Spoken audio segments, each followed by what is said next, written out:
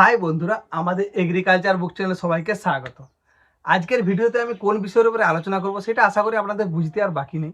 যারা চ্যানেলে নতুন তারা চ্যানেলটা সাবস্ক্রাইব করে রাখুন, কারণ প্রত্যেকটা আপডেট আপনাদের খুবই মূল্যবান। দেখুন, প্রত্যেক বছর যখন আমন সিজন আসে বা যে কোনো চাষেই আসুক, আমাদের সব থেকে প্রথম মাথায় কি চিন্তা যে আমরা কোন বীজটা নির্বাচন করব, আর সেই বীজটায় কেমন ফলন পাবো, আর সেই ফলটা আমরা মার্কেটে কীরকম দামে বিক্রি করতে পারবো, এমনকি সেই বীজটা থেকে যে গাছটা হবে তাতে কি রোগ জ্বালা কি অতিরিক্ত হবে না কম হবে। দেখুন, আজ থেকে যদি আমরা পেছন দিকে 10 বছর পিছিয়ে যাই বা আমরা আমাদের সময়ে চলে যাই, তখন কি বলুন তো, যখন আমরা স্কুলে পড়াশোনা করতাম আমাদের বাবা মায়ের চিন্তা ছিল কি বলুন তো, একটাই চিন্তা ভাবনা ছিল যে আমার ছেলে পাস করবে কি করে। 80% বাবা মায়ের চিন্তা ভাবনা একটা, আর 20% বাবা মায়ের চিন্তা ছিল আমার ছেলে ফার্স্ট হবে, সেকেন্ড হবে, থার্ড হবে। কিন্তু আজকের দিনে যদি আপনি দাঁড়িয়ে দেখেন কম্পিটিশনটা কোথায় গেছে। সবাই যদি স্কুলে 100টা ছাত্র থাকে, 100টা ছাত্রই বাবা মায়ের চিন্তা ভাবনা যে আমার ছেলে ফার্স্ট হবে কি করে। তাহলে এই কম্পিটিশনের জায়গায় আমরা কি চাষটাও চলে এসেছি। সমস্ত চাষি কিন্তু তারা তাদের ফলন কিন্তু অতিরিক্ত ফলনের ধান্দায় না এরকম উন্নত প্রজাতির বীজ সংগ্রহ করে যেখান থেকে খুশি চাষ করছে। তাহলে এই সিচুয়েশনে দেখুন, আমরা কোন বীজটা নির্বাচন করব সেই নিয়ে আমার নানা রকমের ভিডিও আছে, এটাও একটা সেরকমই ভিডিও। আমি একটা স্বর্ণ ধানের ভিডিও দিচ্ছি, একটা বর্ষা মিনিকেট ধানের ভিডিও দিচ্ছি। আজকের ভিডিওটা হচ্ছে কি বলুন তো, যে জলা জমি, জমি অনুযায়ী কিন্তু আমরাকে বীজ নির্বাচন করতে হয়। আজ থেকে 7 বছর 8 বছর আগে যান, দেখবেন তখন আমরা কি করতাম, সন্তোষী কি 1017 বা কিছু কিছু নিচে জায়গায় আমরা স্বর্ণধারও চাষ করেছি। কিন্তু বর্তমানে কি 1017 আমরা ফলন পাচ্ছি না। স্বর্ণধান কি হচ্ছে, অতিরিক্ত গোড়া পচা বা পড়ে যাচ্ছে, আর সন্তোষীরও কি সেম, ফলন নেই বা মার্কেটে অনেক সময় কিন্তু আমরা বিক্রি করতে পারছি না। এই সমস্যাগুলো আমরা কিন্তু ফেস করতে হচ্ছে। তাহলে এই অবস্থায় আমরা এই যে জলা জমি হলদিয়া, হুগলি বা দক্ষিণ 24 পরগনা বা পশ্চিম মেদিনীপুরে কিছু কিছু জায়গা বা পূর্ব মেদিনীপুরে কিছু কিছু জায়গা, এগুলো কি হচ্ছে যে জলা জমিগুলো জল সারা বছর বয়েই যাচ্ছে। এই সব জমিতে আমরা কোন ধান চাষ করব সেটা নিয়ে কিন্তু আমাদের খুব একটা চিন্তা মাথায় ঢুকে গেছে। দেখুন, বীরভূমের মাটি, বাঁকুড়ার মাটি, পুরুলিয়ার মাটি যেরকম কি বলুন তো, ডাঙা জায়গা, যেখানে কি বৃষ্টি আজ হলে কালকে ধান মারা যায় বা কিছু কিছু বছরও চাষি ধান কাটতেই পারে না। সেই মাটির সাথে যদি আপনি কম্পেয়ার করে, আমি বাকি যেগুলো বললাম পূর্ব মেদিনীপুর, পশ্চিম মেদিনীপুর, হলদিয়া সাইডে বা আপনার কি বলে যেটা কাকদ্বীপ, দক্ষিণ 24 পরগনা, এইসব সাইডগুলো যেগুলো জল বয়ে যায় বা উপকূলীয় অঞ্চলে জল বয়ে যায়, সেসব জায়গা এক নয়। সেখানের ধান এখানের ধান সম্পূর্ণ কিন্তু আপনাকে চিন্তা ভাবনা করেই কিন্তু নির্বাচন করতে হবে। দেখুন, জলা জমি আমি আর কি যে ধানগুলো বলবো তার মধ্যে আপনারা বুঝে গেছেন আমি কি কি বলবো। ফার্স্ট রেফারেন্স আমি আপনাকে একটা জিনিসই বলবো, সেটা হচ্ছে কি নজিবুদ্দিন সিডসের সম্পদা। নজিবুদ্দিন সিডস সম্পদা NP 9558, মানে 9558। এই ধানটা কি রকমের ধান আর কি টাইপের ধান বা কতদিনের ফল দেয়। দেখুন, এই ধানটা যেমন স্বর্ণ ধান আমরা চাষ করি না, স্বর্ণ বা BB11, যেটা আমরা যমুনা চিনেন বা যেটা আমরা 70-75 চিনেন, সেই গ্রুপেরই এটা কিন্তু ধান। স্বর্ণ BB11 সাথে মেশামেশি যদি করেন সেম, এটা বুঝতেই পারবেন না যেটা কি টাইপের ধান। এরকমই ধানা 130 থেকে 135 দিনের মধ্যে এই ধানটা কিন্তু আপনি বাড়িতে আনতে পারবেন। এর একটা বাড়তি দুটো সুবিধা কি, যদি জমিতে 20 দিন পর্যন্ত টানা জল বয়েও যায়, ধানের কিন্তু কোনো রকম সমস্যা হয়নি। আর ফলনের দিক থেকে স্বর্ণ ধানে যেরকম আপনারা ফলন পান, সেম এটার ক্ষেত্রেও একই ফলন পাবেন। আর একটা বাড়তি সুবিধা কি, রোগ জ্বালা। এই ধানের কিন্তু রোগ জ্বালা কিন্তু অনেকটাই কম। এবার অনেকে বলবে দাদা তাহলে আমরা এই ধানটাকে মান্ডিতে বিক্রি করতে পারবো। দেখুন, এই ধানটা মান্ডিতেও বিক্রি করা যায়, যেমন স্বর্ণ ধানও বিক্রি করা যায়, BB11ও বিক্রি করা যায়, এই ধানটাও কিন্তু বিক্রি করা যায়। অনেকের চিন্তা ভাবনা এই ধানটাকে আমরা তাহলে মার্কেটে বিক্রি করতে পারবো। দেখুন ধানটা কেমন সেটা আমি আপনাদেরকে দেখাই আগে প্যাকেটটা কেটে।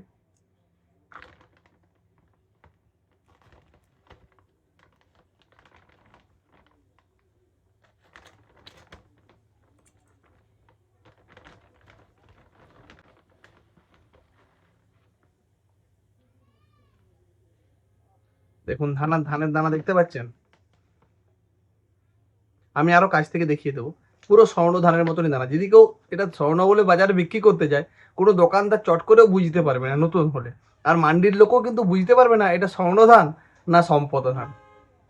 দেখুন, যেসব জমিগুলো শোল জমি, সেই সব জমিতে প্রত্যেকদিন ওষুধ দেওয়া কিন্তু খুব কষ্টকর। গোড়া পচার জোর কিন্তু সেই সব জমিতে অনেকটাই বেশি।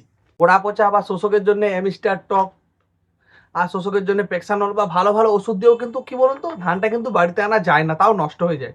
সেই সব জমির ক্ষেত্রে আমরা সম্পদটা ফার্স্ট রেফারেন্স করব। তাতে কি ধান পড়ে যাওয়া হচ্ছে না, মানে ধান পড়ছেও না, আর কি রোগ জ্বালাটাও কম, ফলন একেই পাচ্ছেন, স্বর্ণ দামে মার্কেটে বিক্রি করতে পারছেন।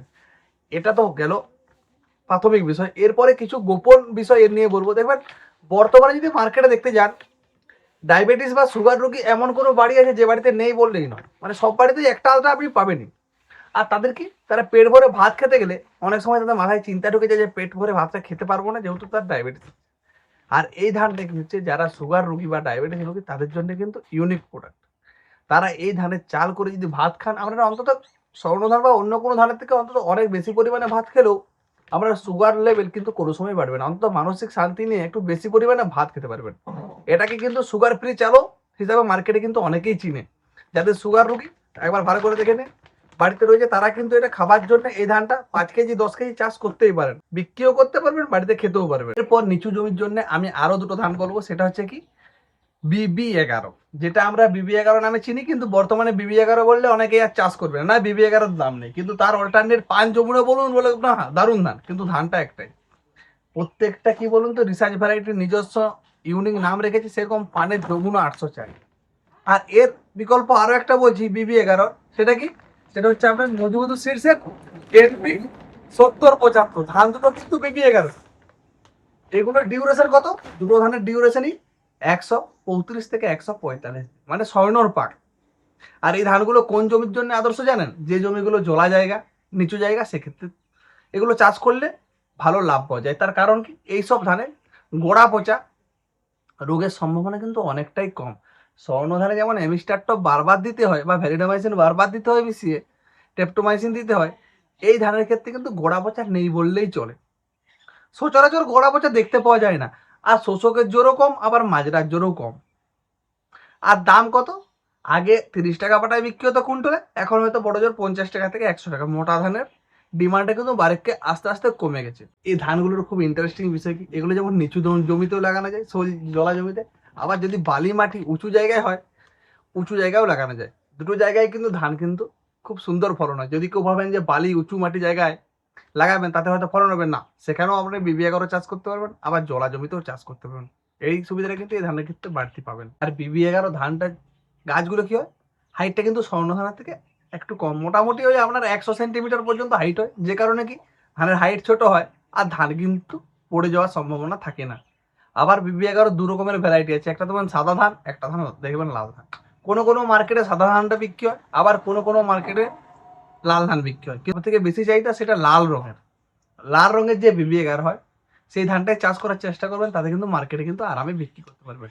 আর আমি যে ধানগুলো আজকে বললাম 1 2 3, এই ধানগুলো সমস্ত ধানেই কিন্তু আপনার কিষাণ মান্ডিতে বিক্রি করা যায়। স্বর্ণ যেমন বিক্রি করা যায়, সম্পদাটা স্বর্ণের মতন ভাবেই বিক্রি করা যায়। আবার কি BB11 যা বা পানের 804 বা নজিবুদ্দু 7075, এই দুটো কিন্তু চাষ করা যায়। এরপর এই দুটো ধানের মধ্যে আরো একটা আমি কম্পেয়ার করবো, যে এই দুটো তো নিচু জমিরই ধান, তার মধ্যেও এদের মধ্যে তফাৎটা কি, নিচু জমি হওয়া সত্ত্বেও, মানে কোনটা কোন জমির জন্য বা কোন জেলার জন্য আদর্শ, সেটাও ভিডিওতে আমি বলবো আপনারা। দেখুন পানের 804 BB11 আর নজিবুদ্দু 7075 BB11, দুটো ধান একই হলো, কিন্তু এটা কি জেলা ভিত্তিক বা মাটি ভিত্তিক চাষ করার প্রয়োজন আছে। যদি বলেন কেন, যেটা পানের 804, এটা আপনাদের যাদের পূর্ব মেদিনীপুর বা আপনার ওই যে হলদিয়া সাইডের যে উপকূলীয় এলাকা, যেগুলো লবণাক্ত মাটি, বা আপনার দক্ষিণ 24 পরগনা হলদিয়া সাইডগুলো, এইসব জায়গায় কিন্তু পানের 804 সব থেকে ভালো। যদি লবণাক্ত মাটি হয় সেক্ষেত্রে পানের 804 নিচু জমি হোক, কিন্তু সেটা আপনার জেলা ভিত্তিক হিসাবে দেখতে গেলে যেগুলো লবণাক্ত মাটি উপকূলীয় এলাকা, সেই সব জায়গায় এটার ভালো ফলন।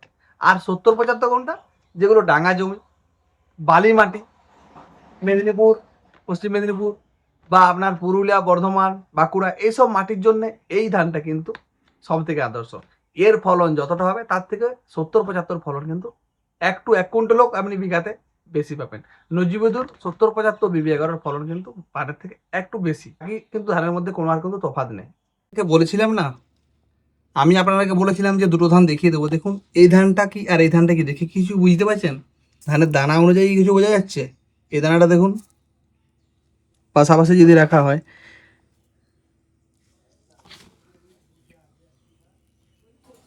দানা দেখে কিছু বুঝতে পারছেন? ধান দেখে কিছু বোঝা যাচ্ছে না, এখানেও দানা দেখে কিন্তু কিছু বোঝা যাচ্ছে না। এটা হচ্ছে কি সম্পদ ধান, এটা হচ্ছে স্বর্ণ ধান। ধান দুটোই কালার করা আছে, যে কারণে এটা একটু লাল দেখাচ্ছে, এটা হলুদ দেখাচ্ছে। দানা দেখে কিন্তু কারো বোঝার কোনো ক্ষমতা নেই। আপনি মান্ডিতে নিশ্চিন্তে বিক্রি করতে পারবেন, কোনো সমস্যা নেই। ভিডিওটি শেষ পর্যন্ত দেখার জন্য অসংখ্য ধন্যবাদ। আমাদের কাছে আরও কী কী ভ্যারাইটির বীজ আছে আমি যেমন আরও ভিডিও দেখেছি। এখানে দেখুন আমি যেখানে বসে আছি, এটা আমার দোকানের একটা ফ্রন্ট, একটা সাইড, এখানে ধান বীজ সব সাজানো আছে। এছাড়া কি পাশে আছে, এই সাইডে আছে ওষুধ দোকান। যারা জানেন না তারা হয়তো বুঝতে পারছেন যে আমি কোথায় ভিডিও বানাচ্ছি। আমি একজন যেহেতু দোকানদার, এর পরবর্তীকালে আমি ধান চাষের নিয়ে বীজ নিয়ে হয়তো একটা উঁচু জমির জন্য ভিডিও আনার চেষ্টা করব, যাদের কিছু উঁচু জমি রয়েছে। তারপর ধান চাষে নানা রকম পদক্ষেপ যেসব আমরা কি কি নেব, তার জন্য নতুন নতুন ভিডিও আসবে। তার জন্য চ্যানেলটা সাবস্ক্রাইব করে রাখা মনে হয় দরকার আছে আপনাদের, যদি কারো প্রয়োজন হয়। আজকের ভিডিও এই পর্যন্তই, ধন্যবাদ।